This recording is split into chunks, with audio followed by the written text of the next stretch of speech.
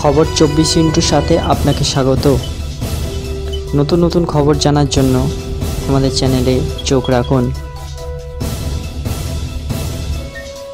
নমস্কার, খবর 24 আপনাদের স্বাগত। দর্শক, একদিকে যখন দেশে ওয়াকফ সংশোধনী আইনের বিরুদ্ধে সুপ্রিম কোর্টে 10 থেকে 100টিরই বেশি পিটিশন জমা পড়েছে, অন্যদিকে বাংলায় ওয়াকফ নিয়ে হিংসার আগুন জ্বলছে। তবে এই সবের মাঝেই ওয়াকফ সংশোধনী নিয়ে মুসলমানদের একটা বড় অংশ প্রধানমন্ত্রী নরেন্দ্র মোদীকে ধন্যবাদ জানাচ্ছেন।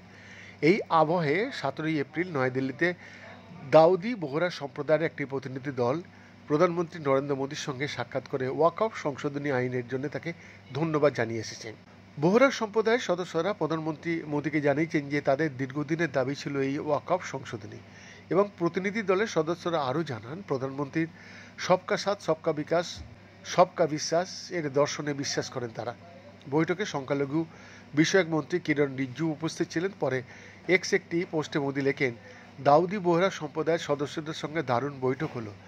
কথোপকথনের সময় আমরা বিভিন্ন বিষয় নিয়ে কথা বলেছি।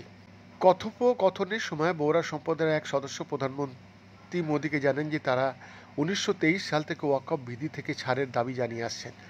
নতুন আইনের মাধ্যমে সংখ্যালঘুদের মধ্যে সংখ্যালঘুদের যত্ন নেওয়ার জন্য প্রধানমন্ত্রী মোদীর প্রশংসা করেন বোহরা সম্প্রদায়ের সেই সদস্য। প্রতিনিধি দলের অপর এক সদস্য জানান 2015 সালে তাদের সম্প্রদায় মুম্বাইয়ের ভিন্ডি বাজারে একটা প্রকল্পের জন্য একটা দামি সম্পত্তি কিনেছিলেন, এবং তারপরে নাসিকের এক ব্যক্তি 2019 সালে এটিকে ওয়াকফ সম্পত্তি হিসেবে দাবি করেছিল।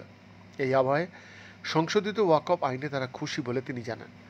উল্লেখ্য, এই ওয়াকফ সংশোধনী বিলটি প্রথমে জেপিসিতে পাঠানো হয়েছিল। যৌথ সংসদীয় কমিটিতে দীর্ঘদিন ধরে আলোচনা হয় এটি নিয়ে। এরপর এখন ফের এটি সংসদে উপস্থাপিত হয়। লোকসভা এবং রাজ্যসভায় বিলটি পাস হয়ে গিয়েছে। শাসক দল বলছে মুসলিমদের স্বার্থেই এই ওয়াকফ সংশোধনী বিল আনা হচ্ছে। বিরোধীদের অবশ্য অভিযোগ এই বিলে সংবিধান লঙ্ঘন করা হয়েছে। তবে এই সবের মাঝেই লোকসভা এবং রাজ্যসভাতে পাস হয়েছিল ওয়াকফ সংশোধনী বিল। রাজ্যসভায় এই বিলটি পাস করাতে বিজেপির প্রয়োজন ছিল 119টি ভোটের। তারা সেই সংখ্যা থেকে বেশ কিছুটা বেশি ভোট পায়।